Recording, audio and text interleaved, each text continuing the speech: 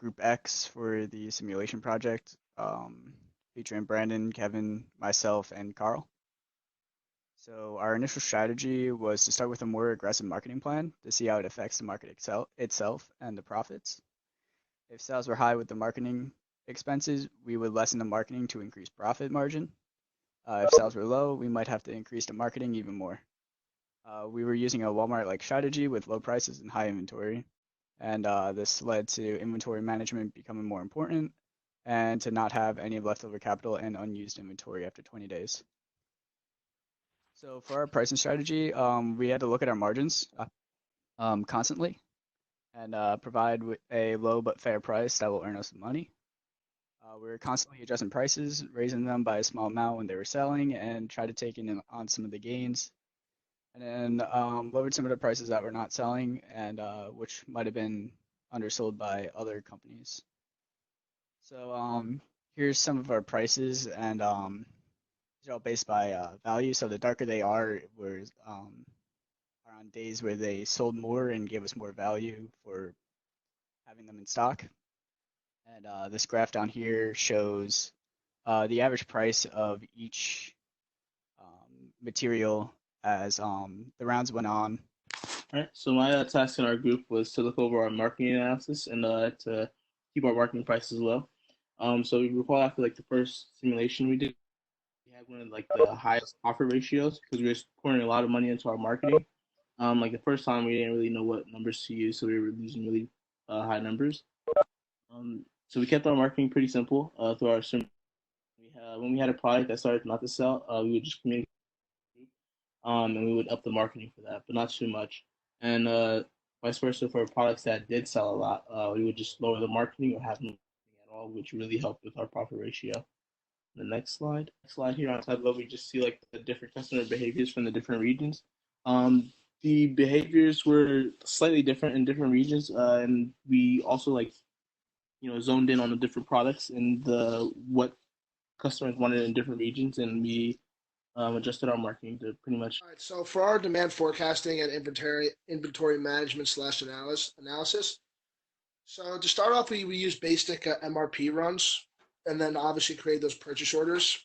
But we were very on top of it, because each minute was a day. So you wanted to make sure that the warehouse was stocked and that everything was stocked up to potential, so you can push sales as hard as possible.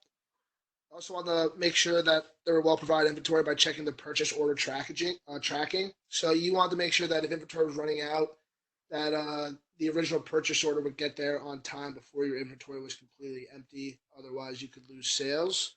So you wanted to make sure that you were very on top of that and everything was just in time, very precise.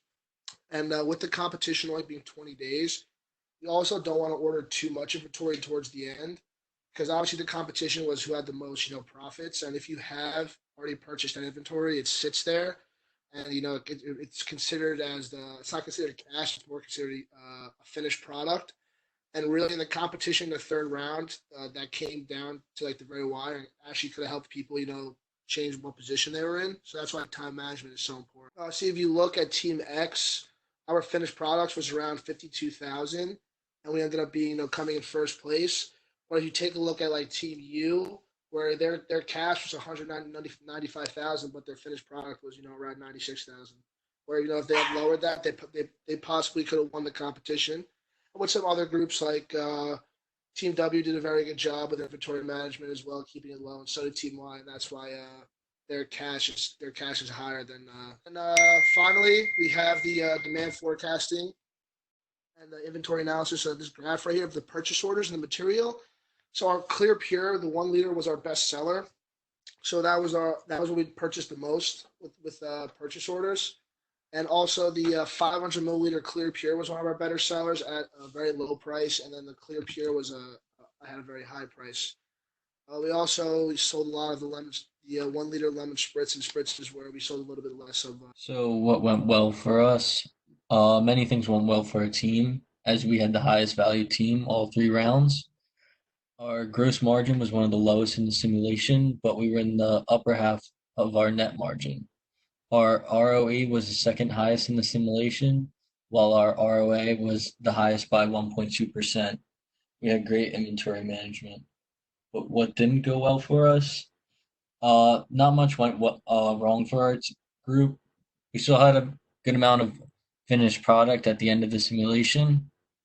The biggest problem our group had was to make sure that we had our competitive prices with the ever-changing market. So some improvement our group could also had it was we could have changed the lot size for some of the products. We kept it at the default and we just made sure to purchase at the right time. We could have looked at more market trends and could have made better decisions. And something else that we learned was that we constantly had to be adapting in order to keep up with other businesses. We couldn't just keep our same strategy and the same numbers from round one, even though that it looked so well for us. We just had to keep changing and making sure that we stayed on top. So this is our Tableau dashboard. So this shows all the graphs, and we can change. So this is the materials, and like I said earlier, the darker the color is the more value that you got out of those materials on the day. So we can change each round to show what went well during each round and what prices we could have changed throughout the course of our simulation here, as well as the purchase orders. We can narrow it down to see how much we've purchased within each in each order, how much of each of our products.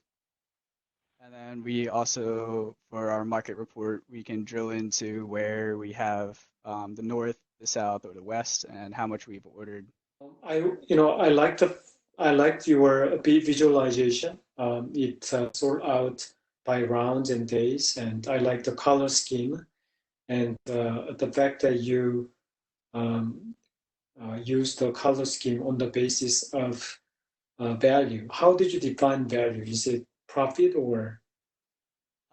So yeah, there was a value thing on one of the on the reports that we got from the simulation program at SAP. So we I use see. that. Yeah. Okay, I got you. Um, yeah, so if I really like your dashboard. If I improve even more, that is, somehow you can make these three graphs synchronized. Right. It'll be awesome, but it might be challenging, as I see it.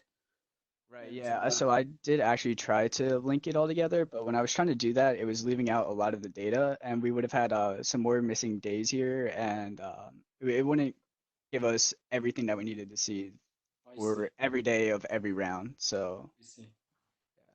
Yeah. So your graph gives a snapshot of the market size, and I like that because I can understand the market at a glance. Okay. Thank you very much for your presentation. And next group we have is